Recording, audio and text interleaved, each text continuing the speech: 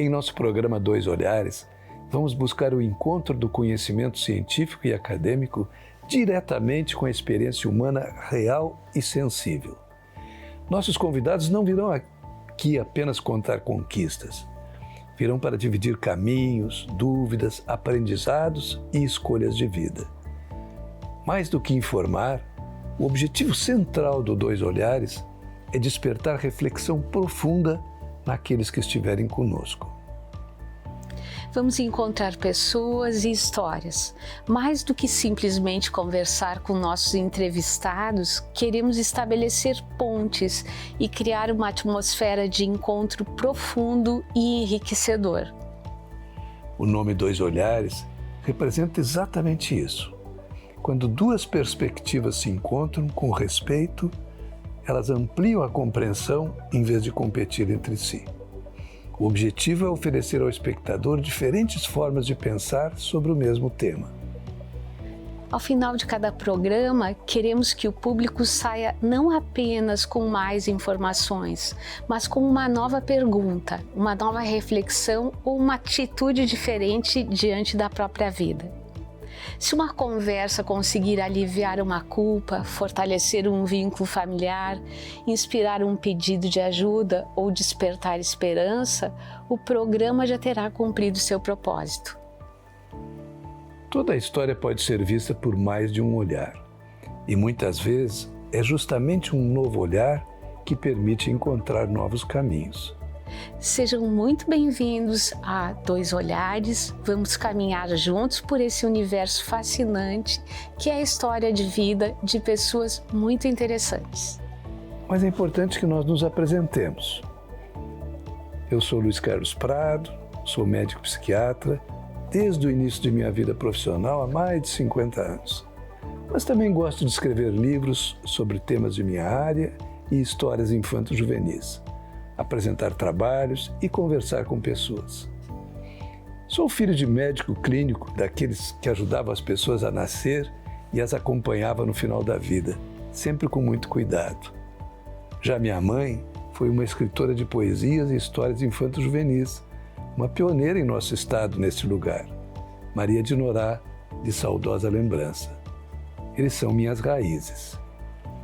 Mas antes de ser médico, exerci de forma amadora a profissão de jornalista. Coordenei, escrevi e fiz entrevistas para um pequeno jornal que nosso grupo de jovens criou quando eu tinha 15, 16 anos de idade. O jornal A Juventude foi uma experiência rica que marcou minha adolescência em anos muito diferentes dos de hoje, quando recém a televisão estava chegando à casa de algumas famílias. Imprimíamos nosso jornal em mimeógrafos, equipamento que a maioria de vocês talvez nunca chegou a conhecer. Em um dos exemplares, publicamos uma entrevista realizada com o diretor da primeira indústria importante que se estabeleceu na cidade de Gravataí, onde morava com minha família naqueles tempos. A empresa era a Sinteco, até hoje conhecida por seus produtos especiais. Com muita gentileza, o diretor Nissim Castel nos recebeu em seu escritório para falar sobre aquela empresa que chegava da Suécia. Entre aquele momento e esse que agora iniciamos, entrevistei crianças, adolescentes, adultos, casais e famílias por mais de 50 anos, sempre com o mesmo interesse e o mesmo fascínio, a riqueza da experiência humana e suas imensas possibilidades e variações. Eu sou Adriana Zanonato, sou psicóloga, trabalho há muitos anos ouvindo histórias de crianças, adolescentes, casais e famílias. Sou a quinta filha e bem mais jovem do que meus 4 irmãos, de uma família muito amorosa. Também tive um irmão médico e psiquiatra que foi colega do Prado e uma irmã poetisa, Dolores Magione, como a mãe do Prado também. Sempre gostei de histórias, de fantasia e de criatividade. Desde criança eu gostava de fazer teatro e apresentava pequenos espetáculos para outras crianças. Adorava ver o encantamento em seus olhos ao assistirem essas histórias e mais tarde então me tornei uma contadora e escritora de histórias. Cheguei a estudar durante 3 anos arquitetura, fascinada pela arte e pela beleza presente nessa profissão. Mas acabei me direcionando para a psicologia, onde eu me encontrei de verdade. Como eu disse recentemente ao celebrar meus 80 anos, a vida é feita de muitas etapas, cada uma delas com sua riqueza e seus ensinamentos. Quando comecei a viver com a Adriana, iniciei a mais longa e, não tenho receio de afirmar, a mais rica dessas etapas. Juntos construímos muitas coisas. Cuidamos de nossos filhos e netos, compartilhamos familiares e amigos, construímos uma casa muito gostosa e criamos empresas em nossa área. Viajamos para dar aulas ou simplesmente conhecer lugares. Escrevemos histórias e publicamos livros. Mais do que tudo, compartilhamos nosso dia a dia com leveza e cuidado. O programa Dois Olhares desta semana, o primeiro de nossos programas, vai entrevistar Renato Caminha. E nós vamos falar sobre um livro muito especial dele, Um Labirinto Chamado Família. Porque, na verdade, toda família é um labirinto. O problema não é se perder. O problema é nunca aprender a perguntar por que sempre voltamos ao mesmo lugar. Dois olhares, porque toda história pode ser vista de mais de uma maneira. Toda família é um labirinto. Algumas pessoas encontram caminhos de afeto, outras passam a vida tentando entender por que certos corredores sempre levam à mesma dor. Mas talvez a questão não seja como escapar da família. Talvez seja como aprender a caminhar dentro dela sem se perder de si mesmo. Sobre todas essas questões, nós vamos conversar com o nosso convidado hoje, que é uma pessoa muito especial e que mora no nosso coração.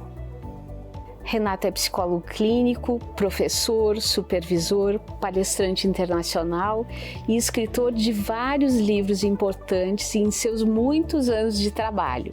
Trouxemos alguns livros dele para mostrar para vocês. E hoje vamos conversar com ele sobre alguns desses trabalhos que ele traz nessas obras e um pouco da longa experiência dele como psicólogo clínico e como profissional da nossa área.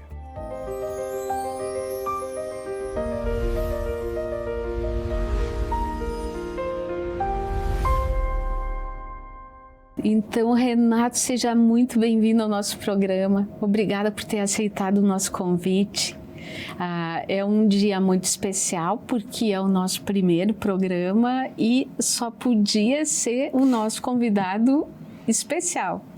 Tá bom, muito obrigado. É uma honra, né, participar desse projeto com vocês e uma honra ser o primeiro convidado, né, desse programa. Então vamos aproveitar nosso tempo juntos, né, e vamos aqui nos divertir.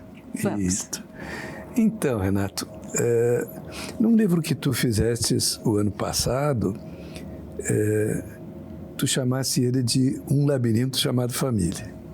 Por que tu deste esse nome para aquele livro?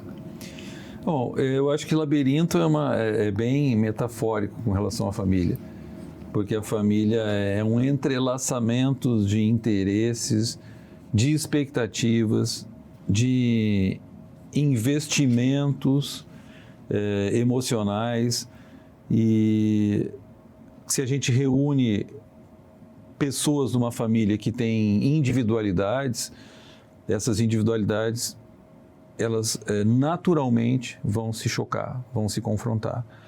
E aí que eu acho que começa a formação dessa metáfora dos labirintos. Porque quando os conflitos começam a aparecer na família, a gente tenta encontrar saídas, né? E muitas vezes a gente não encontra saídas. Às vezes a gente fica repetindo caminhos e não consegue sair daquele sofrimento, daquela toxicidade que a família acaba gerando. Por isso eu falei em labirinto. Labirinto eu acho que é bem metafórico. Naturalmente, ao constituirmos uma família, os labirintos começam a se formar. Alguns muito mais complexos, outros nem tanto, mas sem dúvida nenhuma, a gente vai ter conflitos. Quando tu falas em regulação emocional, o que exatamente nós estamos falando? Regulação emocional é autoconsciência emocional. As emoções sempre foram deixadas de lado na história da ciência e na história da cultura. Na ciência, a gente sempre teve uma ciência voltada para a psicologia da consciência, atenção, percepção, julgamento, tomada de decisão, memória, resolução de problemas. E sempre teve um status de que emoções eram uma coisa mais assim, meio subjetiva, meio de segunda categoria para estudo científico. Até que na segunda metade dos anos 90, um neurocientista português que vive nos Estados Unidos, chamado Antônio Damasio, escreveu um livro chamado O Erro de Descartes, Razão e Emoção no Cérebro Humano, e aí demonstrando, por exemplo, que qual é o erro de Descartes. Eu não penso, logo existo, eu sinto, logo existo. Então as emoções são muito mais importantes do que a gente imaginava. Elas são a placa-mãe do nosso sistema de funcionamento. Aí a ciência começa a se voltar para a regulação emocional.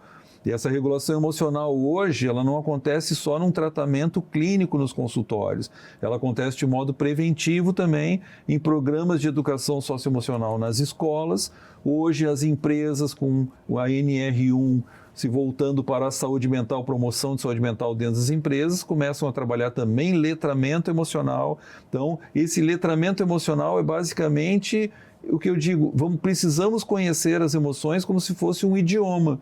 O que as emoções querem nos dizer? Como é que elas aparecem na gente? Por que eu sinto raiva? E quando eu sinto raiva, o que eu estou sentindo? O que significa exatamente isso? A raiva é uma emoção, por exemplo, que quando a gente toma consciência dela, a gente está letrado sobre a emoção, a gente entende que a raiva fala de uma injustiça, como se eu estivesse me sentindo injustiçado. Essa é uma semântica da raiva. E se eu me sinto injustiçado, logo eu vou ter pensamentos, a minha emoção vai controlar o modo como eu penso, eu vou ter pensamentos sobre essa emoção. Então as pessoas só me sacaneiam, sempre fazem isso comigo, eu não vou me passar por trouxa aqui, eu preciso reagir. E quando a gente tem consciência disso, a gente já sabe que a emoção vai limitar o nosso sistema de pensar e, consequentemente, se a gente não tem autoconsciência emocional, a gente reage. Então, as emoções, elas não são fenômenos controláveis, porque elas são fenômenos biológicos, assim como se fosse a fome, a sede, a vontade de fazer xixi. A gente não controla isso. O que a gente vai controlar, tendo autoconsciência emocional, ou seja, tendo regulação emocional, que hoje regulação emocional é um sinônimo de saúde mental, a gente vai controlar a reação emocional. E a reação emocional é o que faz toda a diferença para a saúde mental. Então, regulação emocional é a capacidade de expressar assertivamente uma emoção, colocando limite, dizendo o que você sente, o que você pensa, sem nem cair no extremo da passividade, que isso é patológico, sempre calar, ou sempre cair na agressividade física a terceiros, a autoagressão, agressividade a patrimônio, isso tudo é muito patológico. Então a gente transita dentro de um sistema de regulação emocional que é expressar assertivamente a emoção, às vezes podendo entrar um pouco na agressividade, mas dentro da agressividade aceita socialmente, às vezes caindo um pouco na passividade, porque a gente não pode lutar todas as batalhas, mas tem um eixo aqui que é transitável dentro da regulação emocional, que não cai nem na passividade e nem no comportamento agressivo e violento. Pode-se dizer que todas as emoções têm uma função, mesmo estas mais desagradáveis, como a raiva, o medo, a tristeza, a culpa? Todas têm uma função e todas são saudáveis e necessárias. Por exemplo, a raiva é uma emoção que a gente precisa ter, uma emoção muito injustiçada na sociedade, porque, na verdade, quando ela é expressa assertivamente, ela foi a promotora dos maiores avanços sociais, através de protestos, de passeatas, de clamar pelos direitos. É a raiva que nos faz agir assim. E a raiva é uma emoção fundamental para preservar a minha autoestima e o meu self. Se eu não chego num momento e digo para alguém, agora chega, basta, você está indo longe demais, e eu não coloco limite no outro, e não colocando limite no outro, eu tenho o meu self altamente invalidado. Como é que o adulto, como é que os pais pode ajudar as crianças a regular suas emoções, a aprender a regular suas emoções? Bom, primeiro, pegando especificamente a birra, tá? A birra é universal, a diferença é como é que cada povo lida com a birra. os pais se sentem afrontados durante uma birra, se sentem desrespeitados. E isso não fala deles, fala da criança. No momento que um pai começa a trazer para si a expressão de um comportamento que está sendo disfuncional naquele momento, saudável, está sendo disfuncional socialmente, mas é saudável. No momento que o pai traz para si a responsabilidade desse comportamento, já está tudo errado. Tá? Uma criança, no momento de birra, ela não deve receber atenção parental. Então, a gente procura um afastamento. Não se fala com uma criança durante a birra, porque é como se fosse botar gasolina no fogo, porque a criança está com raiva e aquilo gira com mais raiva ainda. A gente tem que garantir a segurança da criança, que ela não machuque ninguém nem se automutile, e esperar. Na birra, a birra é interessante porque ela faz um gráfico assim de ascendência, de fúria. A criança está com raiva, ela está lidando com a frustração e logo em seguida a gente transiciona, a gente observa direitinho isso, quando sai do choro raivoso para o choro entristecido. Ela começa a soluçar, ela muda o choro dela. Essa é a hora do adulto se aproximar e perguntar: posso te pegar no colo? Pode. E aí é a hora do aconchego, né? E da manutenção, sobretudo, da frustração. Porque se a gente não frustra as crianças, a gente não desenvolve a empatia, e a empatia é o elemento fundamental para a inserção social. Caso contrário, a gente cria monstro, né? A Arte em Livros Editora acredita que toda história tem o poder de transformar. Transformar o olhar, transformar o cuidado, transformar vidas. É por isso que publicamos livros e materiais que aproximam a ciência da prática e ajudam profissionais a acolher, compreender e construir novos caminhos. Porque o conhecimento ganha ainda mais sentido quando toca pessoas. Arte em Livros Editora. Histórias que inspiram, conhecimento que transforma. Existem pessoas que são, por natureza, mais intensas emocionalmente. Como é que a gente diferencia essas pessoas de pessoas desreguladas emocionalmente? Da desregulação emocional. Pessoas muito intensas emocionalmente são pessoas potencialmente desreguláveis. Então, ela tem que ser proporcional ao momento. E aí entra a questão de, eu digo sempre, que as emoções são como se fosse um idioma estrangeiro. Elas têm um idioma, uma língua, semântica, léxico e sintático. Tem sintaxe, léxico e semântica. Então, para eu falar aqui, eu tenho que me expressar em determinadas regras. E as emoções devem seguir isso. Caso contrário, a gente tem um analfabetismo emocional. Por exemplo, eu chego num supermercado e estou esperando para entrar numa vaga até que uma pessoa saia. Eu estou ali esperando pacientemente. Quando a pessoa sai, vem outro malandro e entra na vaga. E isso vai me deixar com raiva. Para cada situação da vida, a gente tem ativações de emoções, mas as emoções têm que ser proporcional ao evento. Muitas vezes, a jornada mais difícil é quando temos que olhar para dentro de nós mesmos e encontrar forças onde nem imaginávamos que existiam. Aqui, não oferecemos apenas serviços em saúde mental. Proporcionamos espaço onde a transformação pode começar de verdade. Onde o cuidado não é só técnico, mas profundamente humano. No INTCC, a nossa missão é simples: acolher e proporcionar atendimento clínico de qualidade para quem precisa de tratamento, para quem busca compreender seu próprio caminho. Preparamos profissionais com mais do que conhecimento e excelência técnica. Damos a eles a visão e a prática clínica e despertamos a sua sensibilidade para realmente fazerem diferença na vida de quem cruzar o seu caminho. Cada história, cada situação é tratada com a mesma dedicação. Porque no INTCC, sabemos que os momentos mais significativos acontecem quando o cuidado vai ao encontro das expectativas de quem nos procura.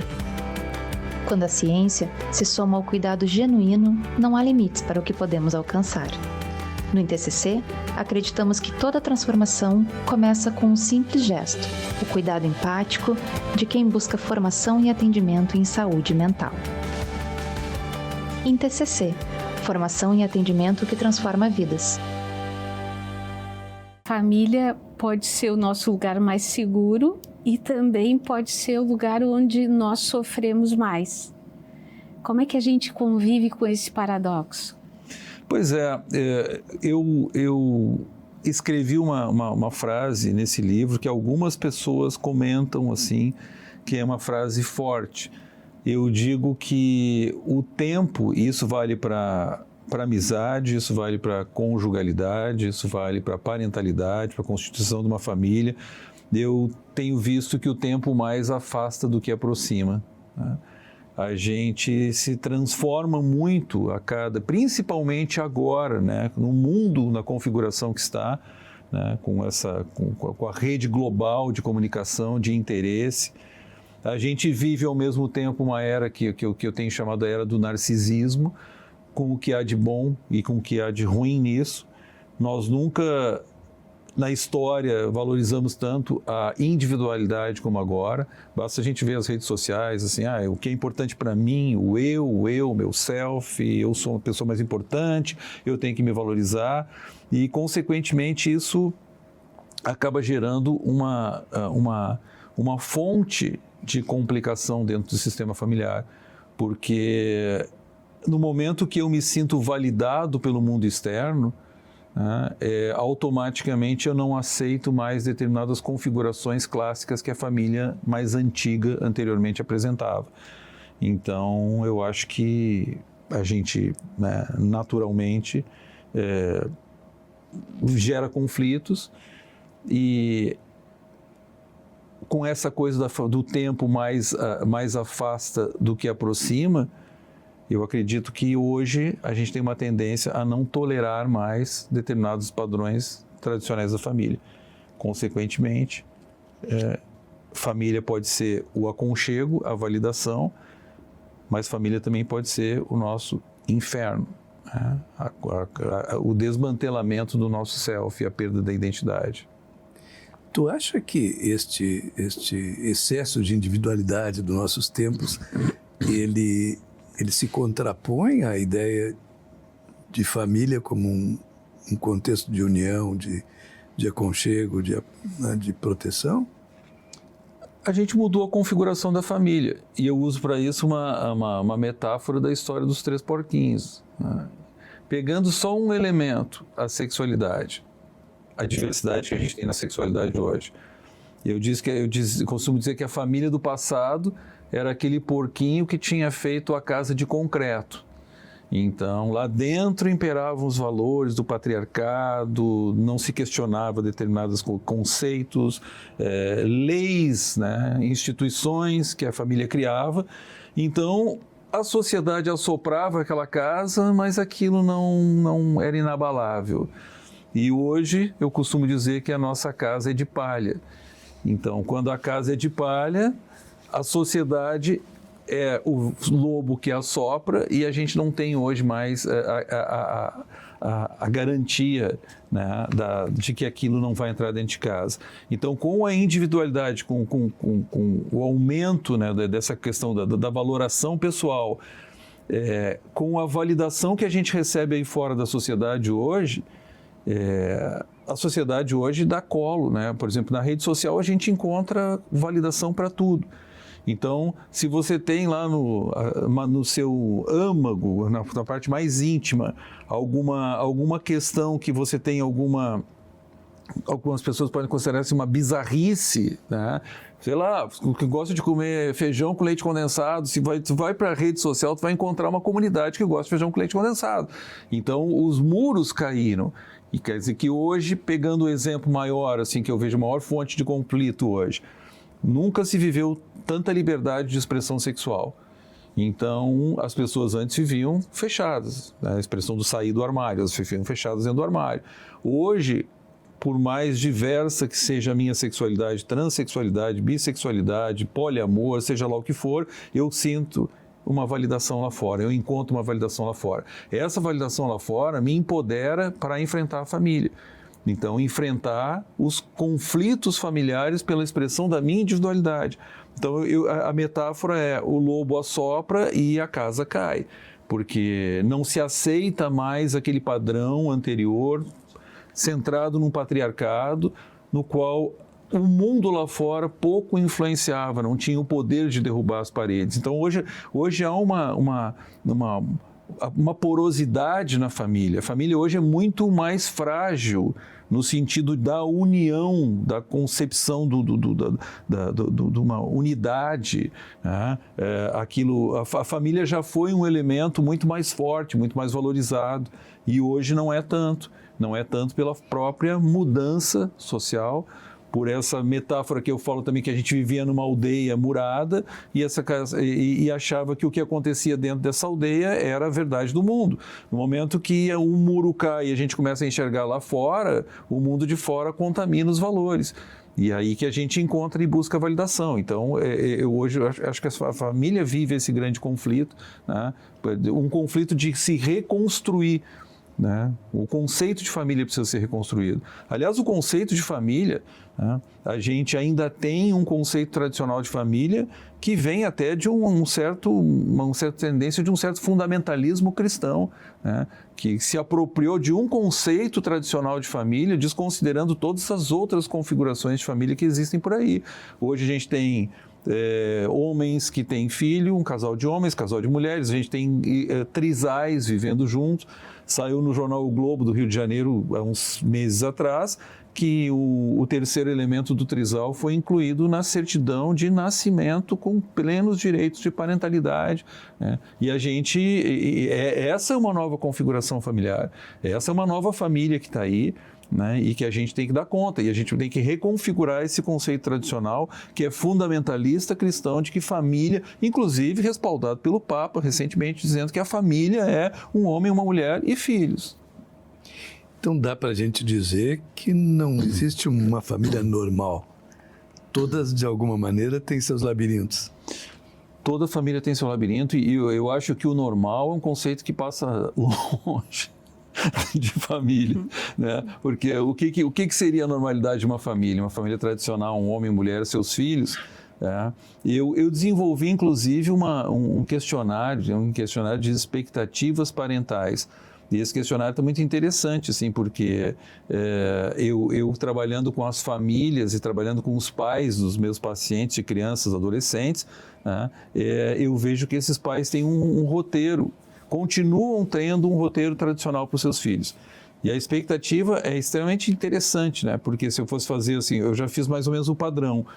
Todos os pais querem que os filhos sejam obedientes e estudem.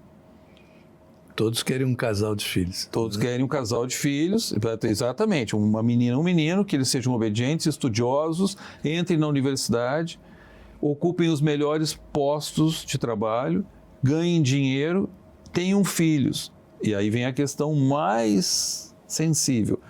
Quando eu pergunto no questionário sobre orientação sexual, todos os pais querem que o seu filho seja heterossexual. E aí eu pergunto para os pais, porque eu acho que eu vou encontrar uma resposta mais compassiva, né? Ou mais empática. Porque eu não quero que a gente vive no Brasil, o país que mais mata LGBTQIAP no mundo, né? A violência contra pessoas com diversidade sexual é muito grande, então eu não gostaria que meu filho passasse por nenhum tipo de exclusão social. Mas a resposta não é essa. A resposta é porque é o certo, é o correto. E aí entra de novo, né, um modelo tradicional que está na contramão do que a própria ciência diz. A gente sabe hoje que o sexo genital se desenvolve até a 10ª semana de vida, no 20º o sexo no cérebro, como é que ele é percebido. É claro que esse processo pode ser assíncrono, naturalmente assíncrono, então é natural. E para os pais que dizem que isso não é natural, não faz parte da natureza, a natureza não é assim, eu recomendo um livro que é um clássico do Franz de Waal, que é um primatólogo, que é o meu guru, por sinal, e o livro chama Diferentes, o que a primatologia tem a dizer sobre gênero. Então, olha que coisa bacana, a gente encontra bissexualidade, homossexualidade, transexualidade em primatas. Então, quando a gente diz que isso não é natural num comportamento de um filho, nós estamos violentando a natureza de um filho.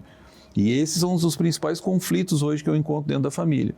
porque a diversidade sexual não é bem aceita em função das expectativas parentais ainda montadas e elaboradas numa tradição familiar que eu volto a repetir, do fundamentalismo cristão, e que a gente está vivendo uma onda hoje, principalmente, né, capitaneado pelos Estados Unidos, que de novo até retorna para o fundamentalismo cristão, se apropria de um conceito de família, de uma família tradicional, que não se encaixa mais na sociedade de hoje, no mundo de hoje, inclusive propondo que a mulher não tenha mais voto, direito a voto, que o voto seja um voto familiar.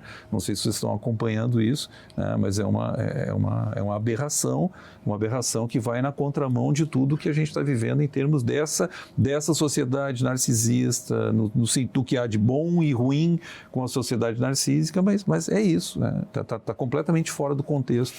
A pergunta que eu ia te fazer agora é que, na tua experiência clínica, qual é o sofrimento familiar que aparece com mais frequência nos consultórios agora e que não apareceu há 20 anos atrás?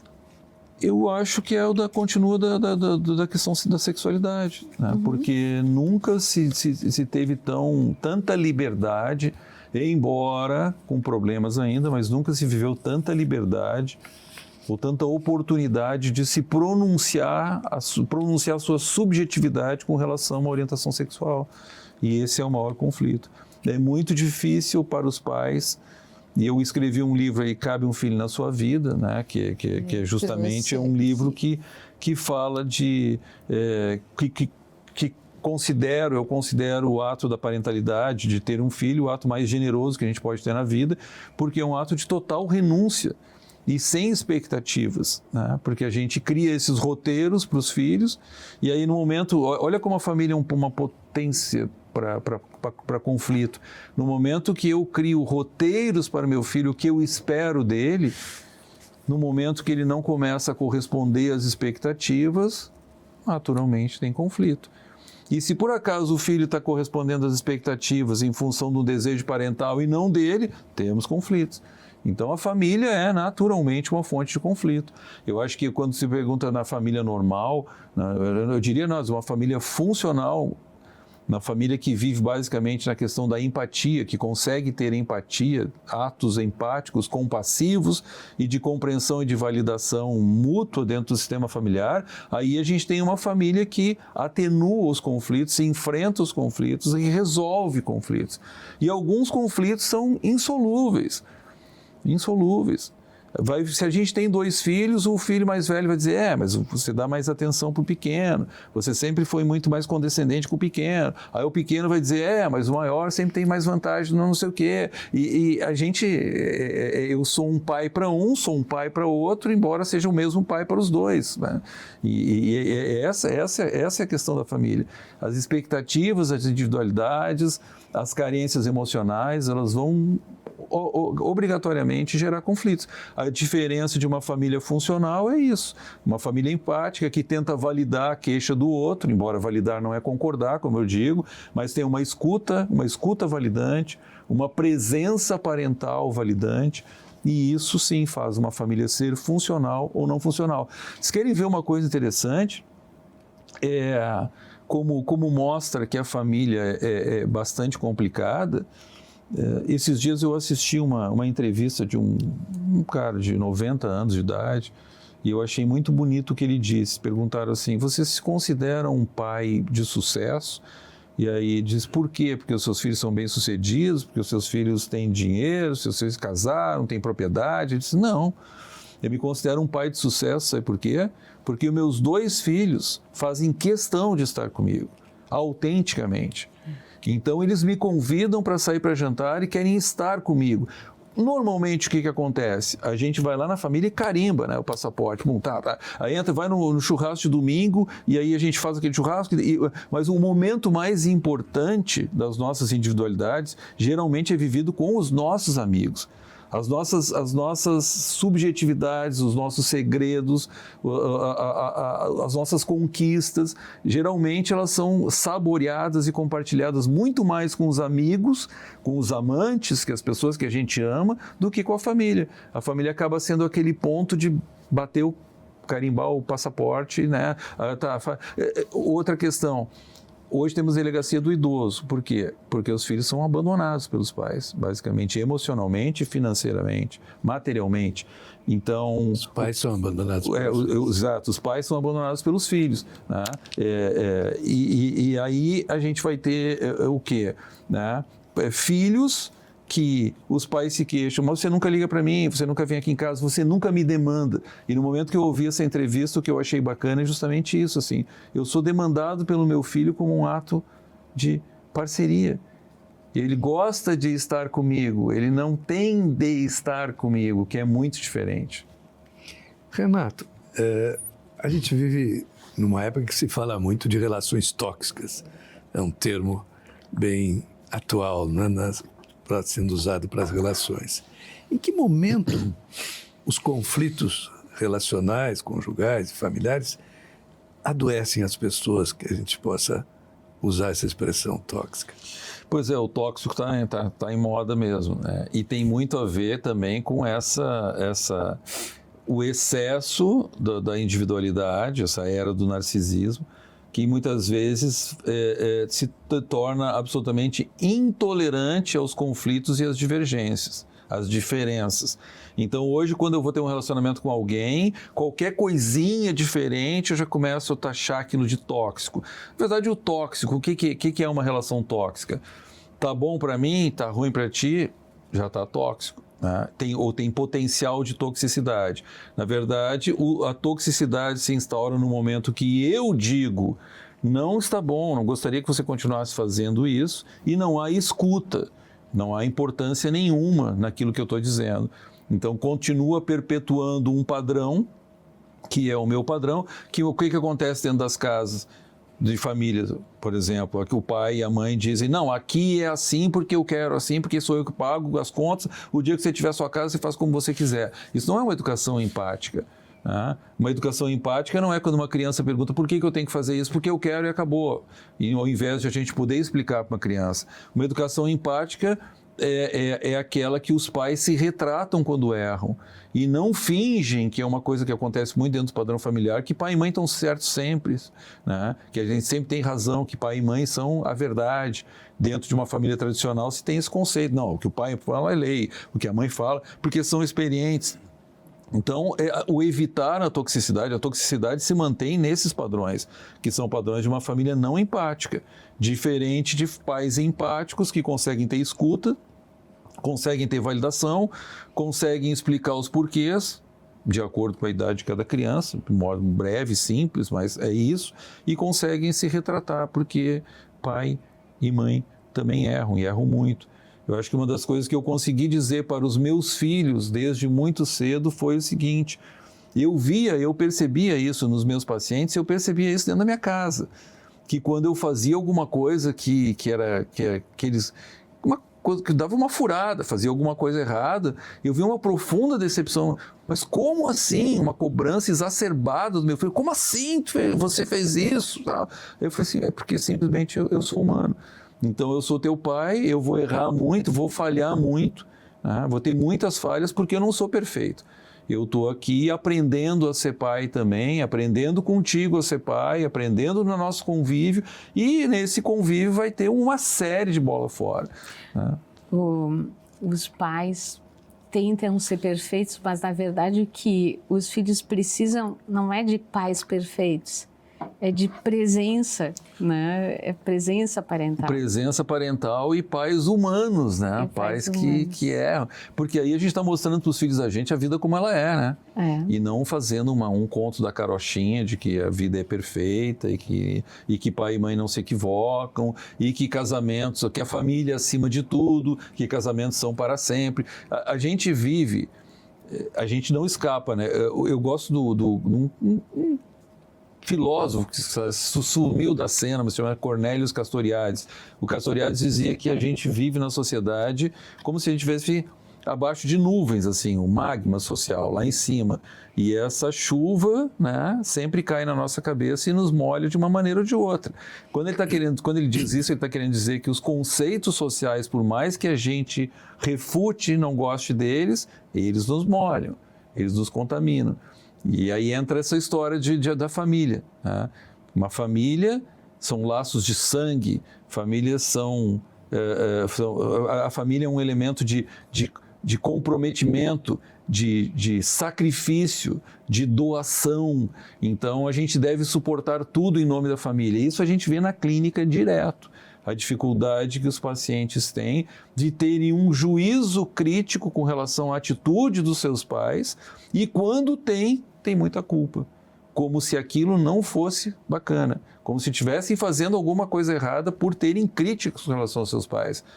Então, é muito difícil isso. Porque aí está aí o que se fala do Castoriadis fala, né? A gente não escapa desse magma social dizendo que, mas para aí, mas é a sua família. Quando as pessoas fazem alguma coisa, se revoltam, né, contra um pai e uma mãe, a primeira pessoa, o quitandeiro da rua, o zelador do prédio, o padeiro da esquina vai dizer assim, poxa, mas é seu pai, afinal de contas ela é sua mãe, afinal de contas é seu irmão, é família, né? E aí que a coisa começa a complicar.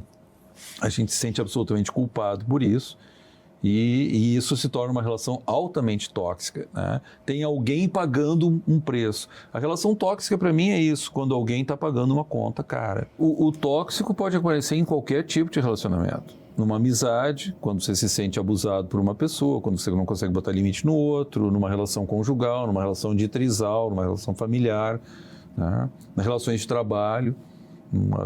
É inerente ao ser humano porque existem diversidades de personalidade, tem pessoas que são mais abusivas, tem outras pessoas que são mais passivas, e aí a gente junta isso aí no caldeirão social, é óbvio que vai dar problema. Tem muitos adultos que ainda continuam tentando receber o amor do pai e da mãe que não tiveram na infância. Né? É uma busca constante. Tu percebes isso na clínica? Eu percebo isso na clínica e eu escrevi isso no Labirinto Chamado Família. Isso tem uma explicação, inclusive, né, neurobiológica.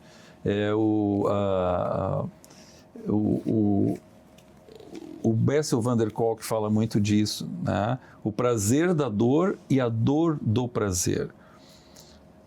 E tem experimentos com animais comprovando isso. Um do Martin Seligman, por exemplo, do desamparo aprendido. Colocava lá um cão que recebia choques, né, no piso da gaiolinha dele, e aí ele tentava fugir para o outro lado da gaiola para não receber o choque. E como aquele choque era presente, intermitente, mas com presença constante, o que acontecia é que chegou uma hora que o cachorro desiste, né? Em razão do sofrimento ele desiste. E aí ele chamou isso de desamparo aprendido. E, inclusive, há uma gratificação neuroquímica no cérebro, por incrível que pareça, quando a gente busca, né, a dor. A dor é processada no giro do cíngulo anterior, então o cérebro não tem muita distinção entre a dor emocional e a dor física. E a dor física ou a dor emocional acabam gerando liberação de endorfinas, anestésicos naturais.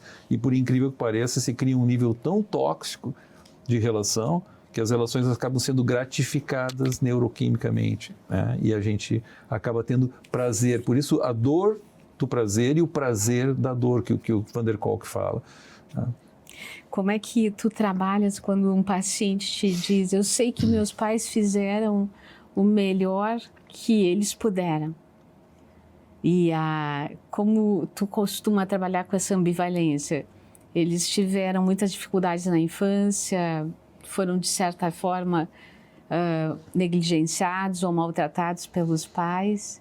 É que a gente pode ter duas coisas diferentes aí. A gente pode ter um ato compassivo de um filho compreendendo o que os pais foram e conseguir, se de fato ele elabora isso e se ele passou por cima, ou se ele está dizendo isso como uma forma de reparação em função da culpa que ele sente por ter um juízo crítico com os pais.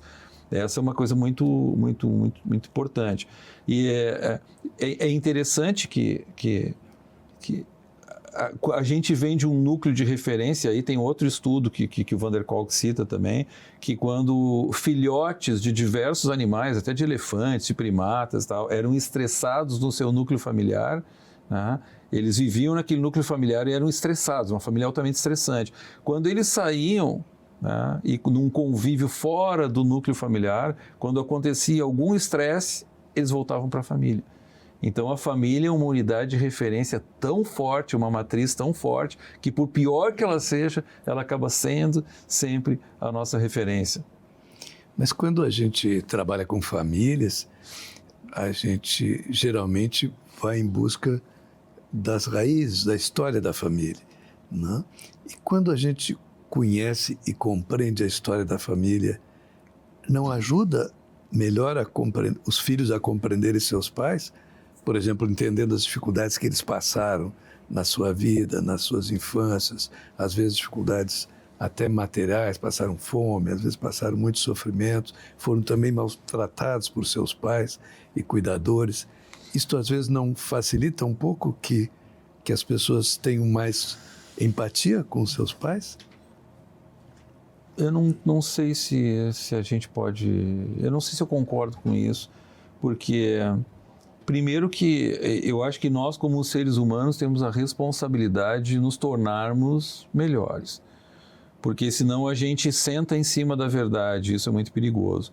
Eu sou assim porque eu tinha uma amiga muito divertida que chamava isso o samba do Maisec.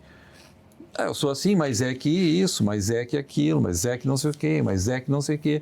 E o mas é que nos faz sentar na verdade e não nos leva para uma evolução. Então, eu posso evoluir compreendendo a história dos meus pais, mas de fato eu perdoo aquilo e o quanto aquilo me deixou machucado, quanta cicatriz eu trago de uma relação familiar. O que isso me impede hoje de viver a vida, de me entregar num relacionamento, de confiar em alguém? O quanto isso fica marcado na minha vida? Quer dizer, o preço que eu pago por ter nascido numa família altamente disfuncional, com pessoas que não tinham a capacidade de uma autorreflexão e de mudarem seus comportamentos.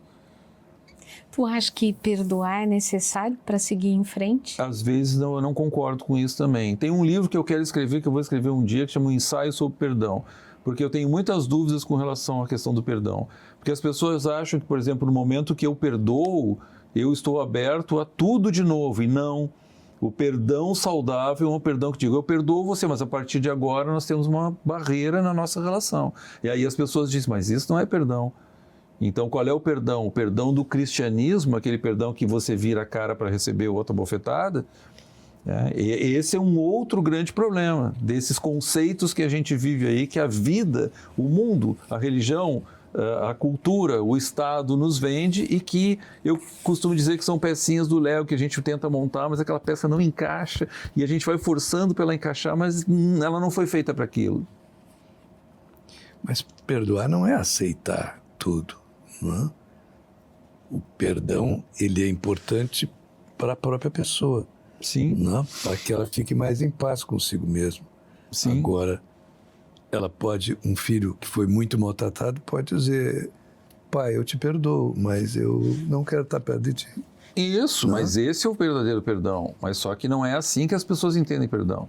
As pessoas entendem o perdão dentro de um conceito mais religioso, de que perdoar é abrir, dar a chave do cofre tudo. De novo. Eu tenho que aceitar tudo. Aceitar tudo. Esse é o equívoco. Esses equívocos chegam aos nossos consultórios. As pessoas chegam contaminadas dessas verdades. Por exemplo, eu não posso... um grande desaforo, uma grande ingratidão, porque o meu pai me sustentou, deu tudo de bom pra gente. Eu estudei na Inglaterra, eu estudei na França, mas o pai é um monstro, né? Incapaz de ser afetivo com o filho. E um filho se acha extremamente ingrato, né? Por não ter por ter maus pensamentos sobre o seu pai ou críticas com relação ao comportamento do pai. Como é que a gente pode interromper padrões familiares que se repetem há gerações? Bom, aí a gente vai de novo para a neurociência, né? O Joseph Ledoux fala que esses esquemas assim defensivos com relação à família são esquemas amigdalianos, que são automáticos, né? E aí a gente vai para o trabalho da psicoterapia. E principalmente o Ledoux enfatiza isso na autoconsciência emocional. quanto mais autoconsciência emocional a gente tiver daquelas emoções que ativam primitivamente na gente, qual é a semântica, o que elas trazem junto de si, porque as emoções estão presentes antes da consciência, então elas são pré-verbais, pré-conscientes, e a gente vai aprendendo a ter autoconsciência emocional, decodificar isso. E esse é um trabalho lento que o Ledoux fala que quanto mais a gente tem esse circuito da consciência ativado, que envolve córtex órbito-frontal, dorso lateral, hipocampo, tálamo sensorial, quanto mais a gente tiver esse circuito ativado, ele vai promovendo lentamente um arrefecimento dos disparos amidalianos, né? Que a amígdala não muda tão facilmente assim, porque ali estão os nossos esquemas de preservação da vida. Então, a amígdala não pode trocar de roupa assim toda hora, como quem vai para uma festa, bota uma roupa, vai para a academia, bota outra roupa. Não, ela aprendeu que aquilo é perigo e ela, para a preservação do organismo, ela não flexibiliza aquilo tão facilmente. Então, tem um trabalho, sim, um trabalho de terapia, um trabalho de autoconsciência emocional, para a gente conseguir modificar esses esquemas que se chamam os hipervalentes negativos, aquilo que a gente vive, né, o tempo inteiro, que nos geram sofrimento. E, embora nos gerem desprazer, eles são automáticos, são programinhas que lá já está na gente fazendo de novo. Quando vê, a gente está fazendo de novo. Tá? Muito trabalho de autoconsciência emocional para interromper ciclos tóxicos na vida. Se tu pudesse deixar uma mensagem para os pais que estão criando seus filhos hoje, né, qual seria?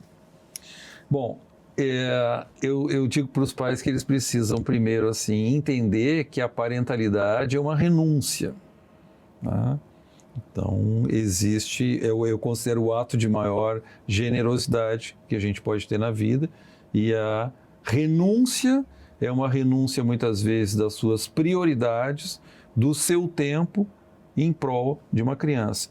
As crianças não são mecanismos de autorreguláveis, elas precisam de um adulto presente, um adulto tradutor daquelas emoções que elas sentem, para que elas entendam. Eu digo que é quase como ensinar um idioma para uma criança quando a gente está falando das suas emoções. Então, a presença parental, mas a presença parental com uma empatia autêntica.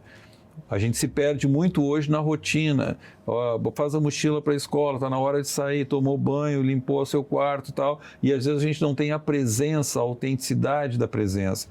E um movimento que eu tenho visto muito bacana, né, que é um movimento crescente dentro da sociedade hoje, é os pais buscando informação sobre a parentalidade, que eu chamo de parentalidade consciente. À medida que a gente nutre os pais de informação, por exemplo, sobre crises do neurodesenvolvimento, os pais não sabem que uma criança por volta de 2 anos de idade começa a sentir mais raiva, ela se desenvolve, e aí ela começa a ter birra, e aí os pais acham que aquela birra, eles fazem tudo, eles dão todo o amor e a criança é birrenta daquele jeito. Isso já começam a criar crenças disfuncionais com relação à criança e à parentalidade e o funcionamento da família, que é simplesmente uma fase previsível do neurodesenvolvimento, necessária e saudável para o neurodesenvolvimento.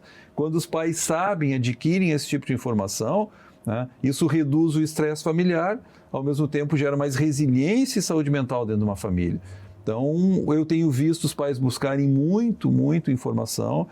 É um momento da história que é só a gente entrar no Instagram, por exemplo, e o TikTok, você vê a enormidade de orientadores parentais, com milhares de seguidores. Então, quer dizer que se esse produto está aí e as pessoas estão buscando, é porque os pais estão no movimento. Tá? Os pais estão no movimento de se aprimorar, de querer informação para serem pais melhores. O Concriarte é o maior evento da América Latina dedicado às terapias cognitivas na infância e adolescência. Um congresso que reúne profissionais movidos pelo mesmo propósito: transformar conhecimento em cuidado.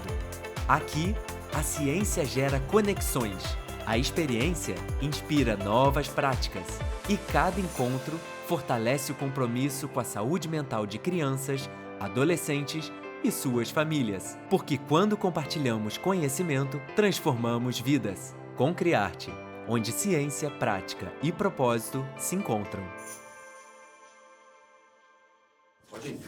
É possível desenvolver regulação emocional no adulto?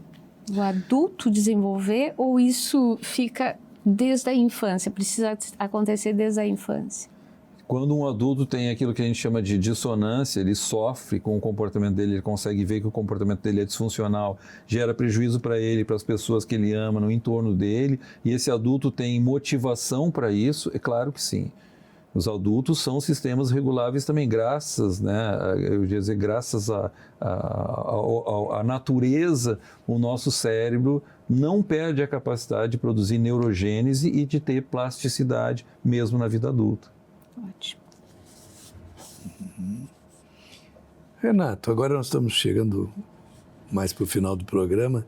Que mensagem tu deixaria para aquela pessoa que acredita que sempre foi assim e que nunca vai conseguir mudar a forma como ela se expressa, a sua maneira intensa de ser, a sua maneira até desregulada de ser?